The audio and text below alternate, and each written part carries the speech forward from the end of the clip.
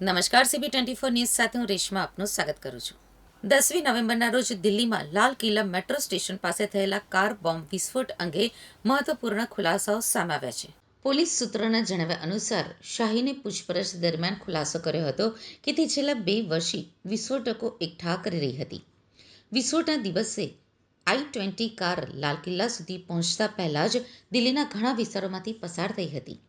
આ કાર બપોરે 2:30 વાગ્યે કનોટ પ્લેસ પહોંચી હતી અને થોડીક વાર પછી ત્યાંથી નીકળી ગઈ હતી.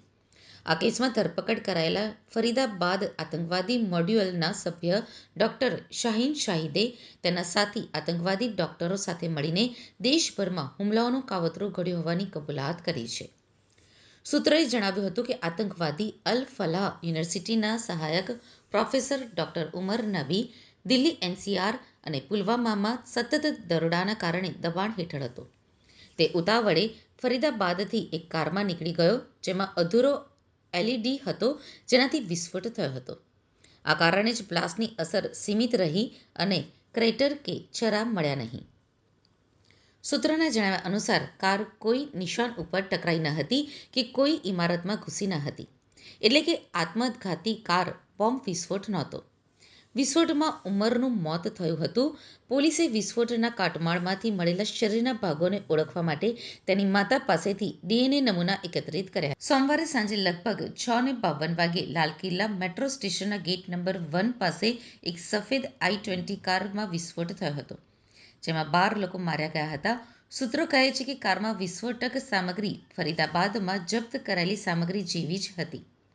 આ મોડ્યુલ જૈશ-એ-મોહમ્મદ અને અંસાર ગઝવત ઉલ હિન્દ સાથે જોડાયેલું છે, જે જમ્મુ અને કાશ્મીર, હરિયાણા અને ઉત્તર પ્રદેશમાં સક્રિય છે.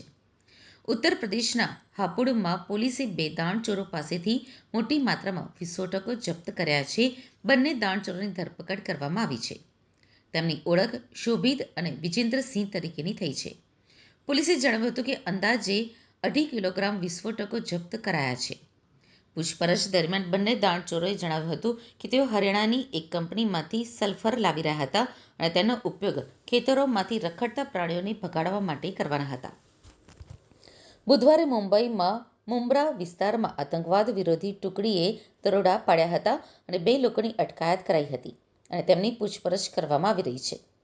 સૂત્રોના જણાવ્યા અનુસાર ATSએ મુંબ્રા વિસ્તારમાં 4 ઘરો ઉપર દરોડા પાડ્યા હતા.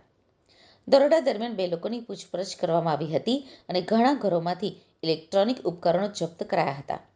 અગાઉ ATSએ પુણેમાં દરોડા પાડ્યા હતા, જ્યાં અલ-કાયદા ઓળખ ધરાવતા સોફ્ટવેર એન્જિનિયર ઝુબેર ઇલિયાસ હંગરગેરની ધરપકડ કરાઈ હતી.